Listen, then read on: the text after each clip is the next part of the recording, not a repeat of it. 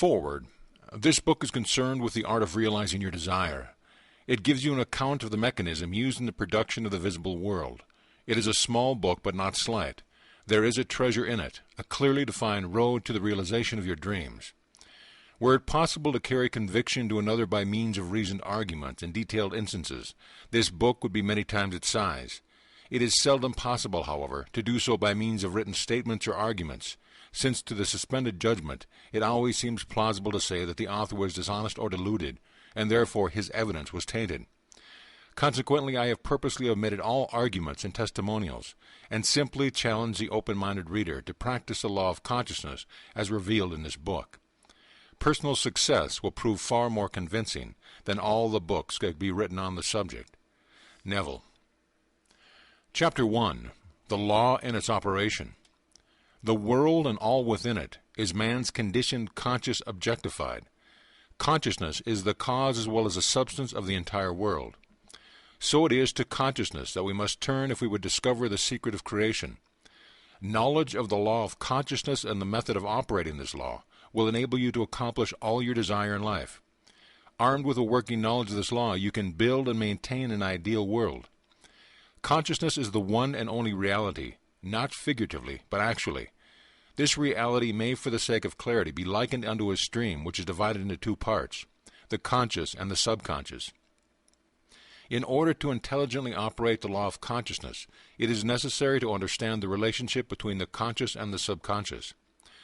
The conscious is personal and selective. The subconscious is impersonal and non-selective.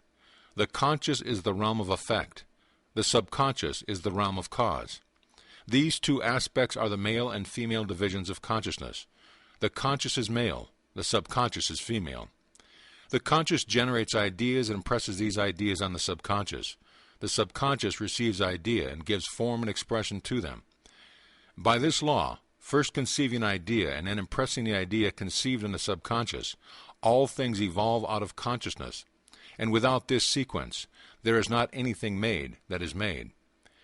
The conscious impresses the subconscious, while the subconscious expresses all that is impressed upon it. The subconscious does not originate ideas, but accepts as true those which the conscious mind feels to be true, and in a way known only to itself, objectifies the accepted ideas. Therefore, through his power to imagine and feel and his freedom to choose the idea he will entertain, man has control over creation. Control of the subconscious is accomplished through control of your ideas and feelings. The mechanism of creation is hidden in the very depth of the subconscious, the female aspect or womb of creation. The subconscious transcends reason as an independent of induction. It contemplates a feeling as a fact existing within itself, and on this assumption proceeds to give expression to it. The creative process begins with an idea, and its cycle runs its course as a feeling, and ends in a volition to act. Ideas are impressed on the subconscious through the medium of feeling. No idea can be impressed on the subconscious until it is felt, but once felt, be it good, bad, or indifferent, it must be expressed. Feeling is the one and only medium through which ideas are conveyed to the subconscious. Therefore, the man who does not control his feelings may easily impress the subconscious with undesirable states. By control of feeling is not meant restraint or suppression of your feelings, but rather the disciplining of self to imagine and entertain only such feeling as contributes to your happiness. Control of your feeling is all important to a full and happy life. Never entertain an undesirable feeling, nor think sympathetically about wrong in any shape or form. Do not dwell on the imperfections of yourself or others. To do so is to impress the subconscious with these limitations. What you do not want done unto you, do not feel that it is done unto you or another. This is the whole law of full and happy life. Everything else is commentary. Every feeling makes a subconscious impression, and unless it is counteracted by a more powerful feeling of an opposite nature, must be expressed. The dominant of two feelings is the one expressed. I am healthy is a stronger feeling than I will be healthy. To feel I will be is to confess I am not. I am is stronger than I am not. What you feel you are always dominates what you feel you would like to be. Therefore, to be realized, the wish must be felt as a state that is, rather than a state that is not. Sensation precedes manifestation and is the foundation upon which all manifestation rests. Be careful of your moods and feelings, for there is an unbroken connection between your feelings and your visible world. Your body is an emotional filter and bears the unmistakable marks of your prevalent emotions. Emotional disturbances, especially suppressed emotions, are the cause of all diseases.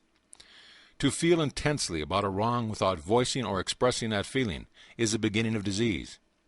Disease in both body and environment. Do not entertain the feeling of regret or failure for frustration or detachment from your objective results in disease.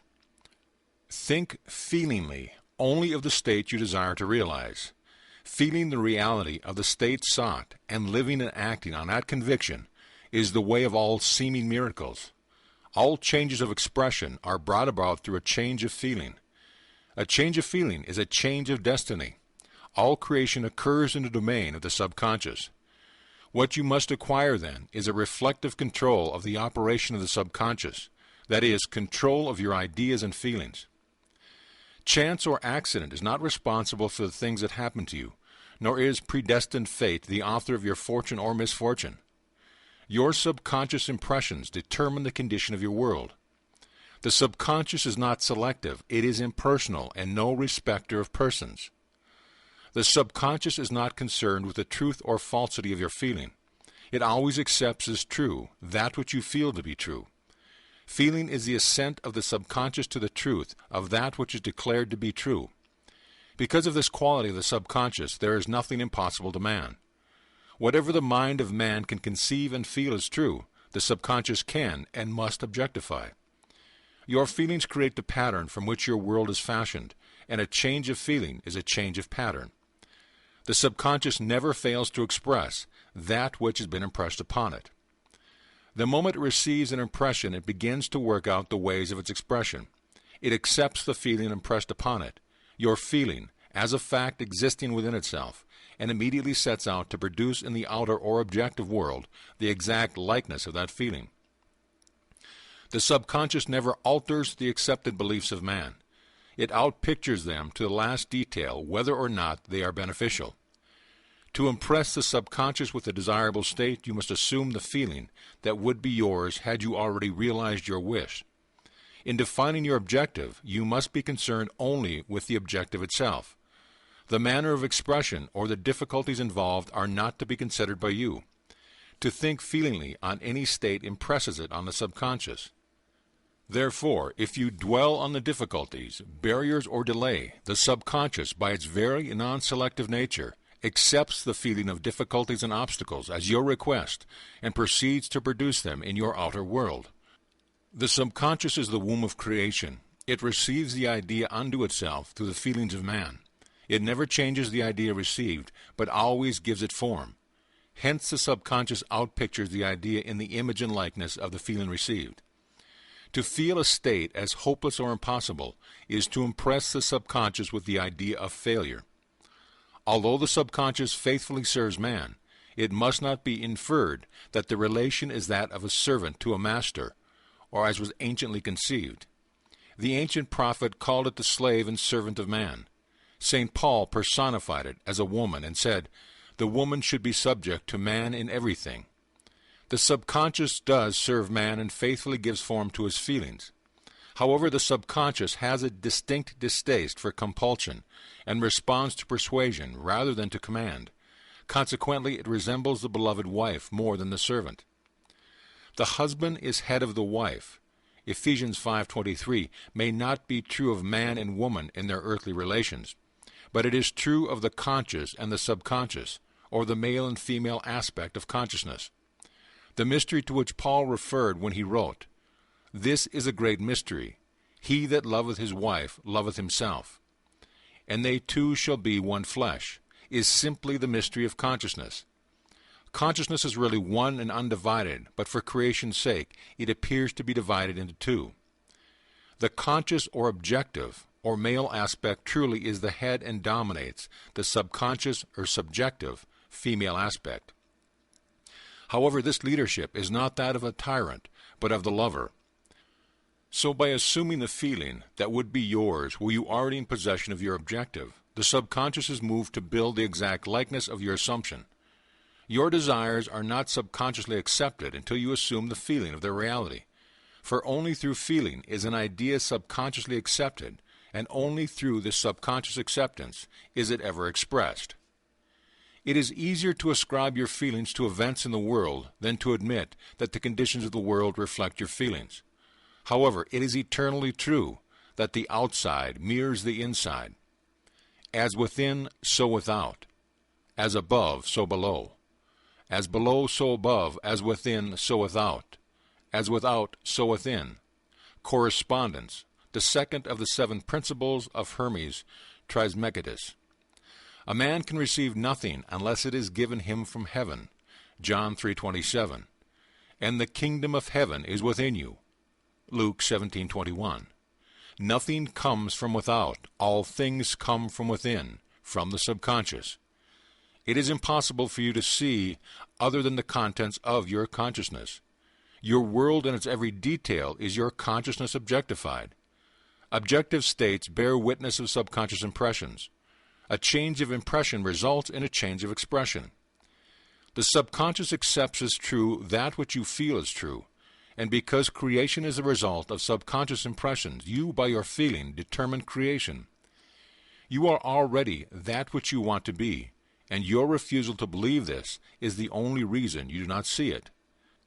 To seek on the outside for that which you do not feel you are is to seek in vain, for we never find that which we want. We find only that which we are. In short, you express and have only that which you are conscious of being or possessing. To him that hath it is given. Denying the evidence of the senses and appropriating the feeling of the wish fulfilled is the way to the realization of your desire. Mastery of self-control of your thoughts and feelings is your highest achievement. However, until perfect self-control is attained, so that in spite of appearances, you feel all that you want to feel, you sleep in prayer to aid you in realizing your desired states. These are the 2 gateways into the subconscious. End of chapter. Chapter 2. Sleep. Sleep, the life that occupies 1/3 of our stay on earth, is the natural door into the subconscious. So it is with sleep that we are now concerned. The conscious 2/3 of our life on earth is measured by the degree of attention we give sleep. Our understanding of and delight in what sleep has to bestow will cause us, night after night, to set out for it as though we are keeping an appointment with a lover. In a dream, in a vision of the night, when deep sleep falleth upon men, in slumbering upon the bed, then he openeth the ears of men and sealeth their instruction. Job 33. It is in sleep and in prayer, a state akin to sleep, that man enters the subconscious to make his impression and receive his instructions. In these states the conscious and subconscious are creatively joined. The male and female become one flesh. Sleep is a time when the male or conscious mind turns from the world of sense to seek its lover or subconscious self. The subconscious, unlike the woman of the world who marries her husband to change him, has no desire to change the conscious, waking state, but loves it as it is and faithfully reproduces its likeness in the outer world of form. The conditions and events of your life are your children formed from the molds of your subconscious impressions in sleep. They are made in the image and likeness of your innermost feelings, that they may reveal you to yourself. As in heaven, so on earth. As in the subconscious, so on earth. Whatever you have in consciousness as you go to sleep is the measure of your expression in the waking 2/3 of your life on earth. Nothing stops you from realizing your objective, save your failure to feel that you are already that which you wish to be, or that you are already in possession of the thing sought. Your subconscious gives form to your desires only when you feel your wish fulfilled.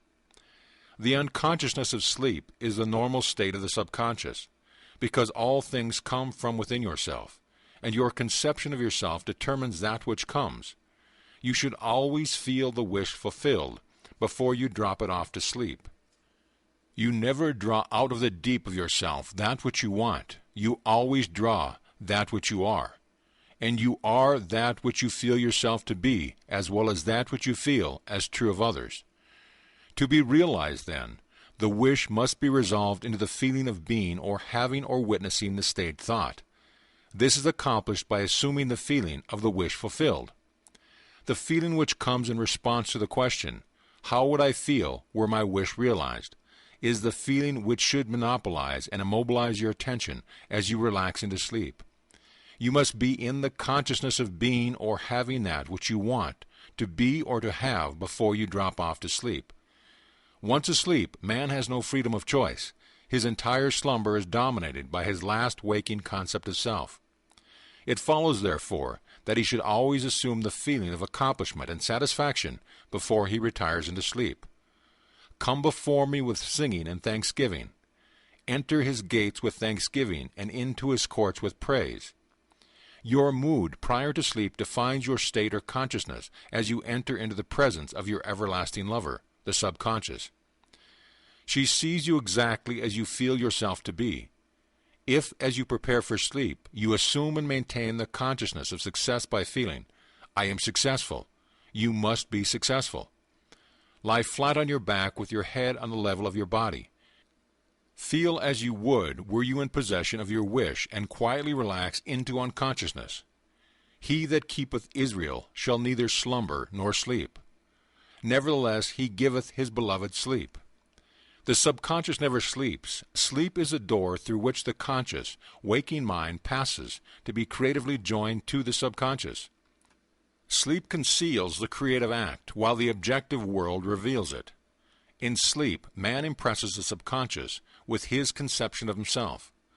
What more beautiful description of this romance of the conscious and subconscious is there than the told in the Song of Solomon? By night of my bed I sought him whom my soul loveth. I found him whom my soul loveth. I held him, and I not let him go until I have brought him into my mother's house, and into the chamber of her that conceived me. Preparing to sleep, you feel yourself into the state of the answered wish, and then relax into unconsciousness. Your realized wish is he whom you seek. By night on your bed you seek the feeling of the wish fulfilled, that you may take it with you into the chamber of her that conceived you, into sleep or the subconscious, which gave you form, that this wish also may be given expression. This is the way to discover and conduct your wishes into the subconscious. Feel yourself in the state of the realized wish, and quietly drop off to sleep. Night after night, you should assume the feeling of being, having and witnessing that which you seek to be, possess and see manifested. Never go to sleep feeling discouraged or dissatisfied. Never sleep in the consciousness of failure. Your subconscious, whose natural state is sleep, sees you as you believe yourself to be. And whether it be good, bad, or indifferent, the subconscious will faithfully embody your belief. As you feel, so do you impress her, and she, the perfect lover, gives form to these impressions and outpictures them as the children of her beloved. Thou art all fair, my love. There is no spot in thee. Song of Solomon, is the attitude of mind to adopt before dropping off to sleep. Disregard appearances and feel that things are as you wish them to be. For he calleth things that are not seen as though they were, and the unseen becomes seen. To assume the feeling of satisfaction is to call conditions into being, which will mirror satisfaction. Signs follow, they do not precede. Proof that you are will follow the consciousness that you are. It will not precede it. You are an eternal dreamer, dreaming non-eternal dreams. Your dreams take form as you assume the feeling of their reality. Do not limit yourself to the past. Knowing that nothing is impossible to consciousness, begin to imagine states beyond the experience of the past. Whatever the mind of man can imagine, man can realize. All objective or visible states were first subjective, invisible states, and you call them into visible by assuming the feeling of their reality. The creative process is first imagining and then believing the state imagined. Always imagine and expect the best. The world cannot change until you change your conception of it. As within, so without. Nations, as well as people, are only what you believe them to be. No matter what the problem is, no matter where it is, no matter whom it concerns, you have no one to change but yourself, and you have neither opponent nor helper in bringing about the change within yourself. You have nothing to do but convince yourself of the truth of that which you desire to see manifested. As soon as you succeed in convincing yourself of the reality of the state sought, results follow to confirm your fixed belief. You never suggest to another the state which you desire to see him express. Instead, you convince yourself that he is already that which you desire him to be. Realization of your wish is accomplished by assuming the feeling of the wish fulfilled. You cannot fail unless you fail to convince yourself of the reality of your wish. A change of belief is confirmed by a change of expression. Every night, as you drop off to sleep, feel satisfied and spotless, for your subjective lover always forms the objective world in the image and likeness of your conception of it, the conception defined by your feeling. The waking two-thirds of your life on earth ever corroborates or bears witness to your subconscious impressions. The actions and events of the day are effects, they are not causes. Free will is only freedom of choice. Choose ye this day whom ye shall serve. Joshua 24:15. Is your freedom to choose the kind of mood you assume, but the expression of the mood is the secret of the subconscious. The subconscious receives impressions only through the feelings of man, and in a way known only to itself, gives these impressions form and expression. The actions of man are determined by his subconscious impressions. His illusion of free will, his belief in freedom of action, is but ignorance of the causes which make him act. He thinks himself free because he has forgotten the link between himself and the event. Man awake is under compulsion to express his subconscious impressions. If in the past he unwisely impressed himself, then let him begin to change his thought and feeling. For only as he does so will he change his world. Do not waste one moment in regret, for to think feelingly of the mistakes of the past is to reinfect yourself. Let the dead bury the dead. Turn from appearances and assume the feeling that would be yours were you already the one you wish to be. Feeling a state produces that state. The part you play on the world stage is determined by your conception of yourself.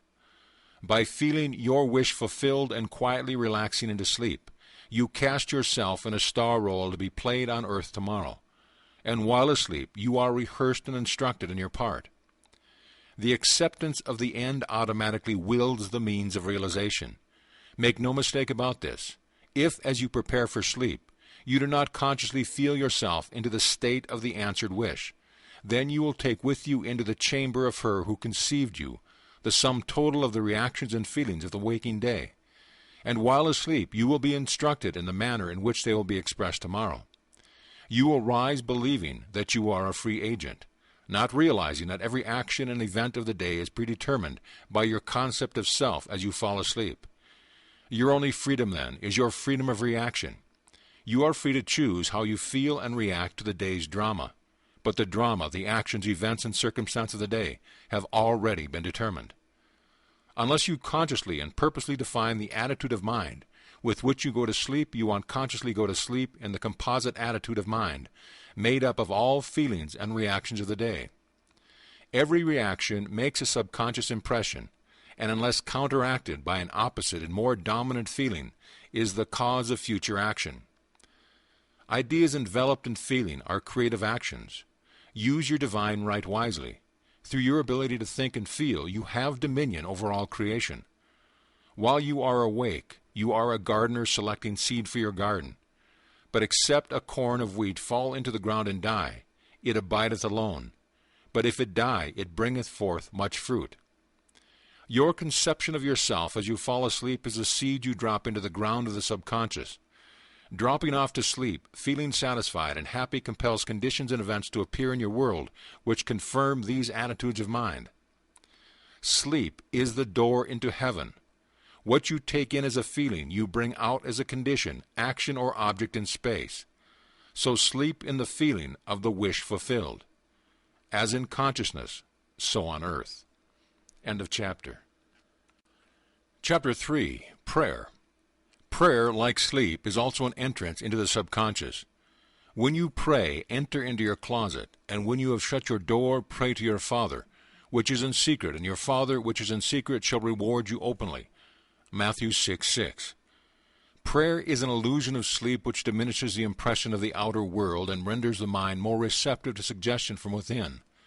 The mind in prayer is in a state of relaxation and receptivity, akin to the feeling attained just before dropping off to sleep. Prayer is not so much what you ask for as how you prepare for its reception. Whatsoever things ye desire, when ye pray, believe that you have received them, and you shall have them. Mark 11:24. The only condition required is that you believe that your prayers are already realized. Your prayer must be answered if you assume the feeling that would be yours were you already in possession of your objective. The moment you accept the wish as an accomplished fact, the subconscious finds means for its realization. To pray successfully, then, you must yield to the wish, that is, feel the wish fulfilled. The perfectly disciplined man is always in tune with the wish as an accomplished fact. He knows that consciousness is the one and only reality, that ideas and feelings are facts of consciousness and are as real as objects in space. Therefore, he never entertains a feeling which does not contribute to his happiness, for feelings are the causes of the actions and circumstance of his life. On the other hand, the undisciplined man finds it difficult to believe that which is denied by the senses, and usually accepts or rejects solely on appearance of the senses. Because of this tendency to rely on the evidence of the senses, it is necessary to shut them out before starting to pray, before attempting to feel that which they deny. Whenever you are in the state of mind, I should like to, but I cannot, the harder you try, the less you are able to yield to the wish. You never attract that which you want, but always attract that which you are conscious of being. Prayer is the art of assuming the feeling of being, and having that which you want. When the senses confirm the absence of your wish, all conscious effort to counteract suggestion is futile and tends to intensify the suggestion. Prayer, then, is the art of yielding to the wish and not the forcing of the wish. Whenever your feeling is in conflict with your wish, feeling will be the victor. The dominant feeling invariably expresses itself. Prayer must be without effort. In attempting to fix an attitude of mind which is denied by the senses, effort is fatal. To yield successfully to the wish as an accomplished fact, you must create a passive state, a kind of reverie or meditative reflection similar to the feeling which precedes sleep. In such a relaxed state, the mind is turned from the objective world and easily senses the reality of the subjective state. It is a state in which you are conscious and quite able to move or open your eyes, but have no desire to do so. An easy way to create this passive state is to relax in a comfortable chair or on a bed. If on a bed, lie flat on your back with your head on the level of your body. Close the eyes and imagine that you are sleepy. Feel, I am sleepy, so very sleepy. In a little while, a faraway feeling accompanied by a general lassitude and loss of all desire to move envelops you. You feel a pleasant, comfortable rest and not inclined to alter your position, although under other circumstances you would not be at all comfortable. When this passive state is reached, imagine that you have realized your wish. Not how it is realized, but simply that your wish is fulfilled. Imagine in picture form what you desire to achieve in life. Then feel yourself as having already achieved it. Thoughts produce tiny little speech movements, which may be heard in the passive state of prayer, as pronouncements from without. However, this degree of passivity is not essential to the realization of your prayers. All that is necessary is to create a passive state and feel the wish fulfilled. All you can possibly need or desire is already yours. You need no helper to give it to you. It is yours now. Call your desires into being by imagining and feeling your wish fulfilled. As the end is accepted, you become totally indifferent as to possible failure, for acceptance of the end wills the means to the end. When you emerge from the moment of prayer, it is as though you were shown the happy and successful end of a play, although you were not shown how the end was achieved. However, having witnessed the end, regardless of any anticlimactic sequence, you remain calm and secure in the knowledge that the end has been perfectly defined. End of chapter. Chapter 4. Spirit Feeling. Not by might, nor by power, but by my Spirit, saith the Lord of hosts. Get into the spirit of the state desired by assuming the feeling that would be yours were you already the one you want to be. As you capture the feeling of the state sought, you are relieved of all effort to make it so, for it is already so. There is a definite feeling associated with every idea in the mind of man. Capture the feeling associated with your realized wish by assuming the feeling that would be yours were you already in possession of the thing you desire, and your wish will objectify itself. Faith is feeling. According to your faith, be it unto you. You never attract that which you want, but always that which you are. As a man is, so does he see. To him that hath it shall be given, and to him that hath not it shall be taken away. That which you feel yourself to be, you are, and you are given that which you are. So assume the feeling that would be yours were you already in possession of your wish, and your wish must be realized. So God created man in his own image. In the image of God created be him. Let this mind be in you, which was also in Christ Jesus, who being in the form of God, thought it not robbery to be equal with God. You are that which you believe yourself to be. Instead of believing in God or in Jesus, believe you are God or you are Jesus. He that believeth on me, the works that I do shall he do also. John 14:12 should be, he that believes as I believe, the works that I do shall he do also. Jesus found it not strange to do the works of God, because he believed himself to be God. I and my Father are one. It is natural to do the works of the one you believe yourself to be. So live in the feeling of being the one you want to be, and that you shall be. When a man believes in the value of the advice given him and applies it, he establishes within himself the reality of success. End of chapter. End of book.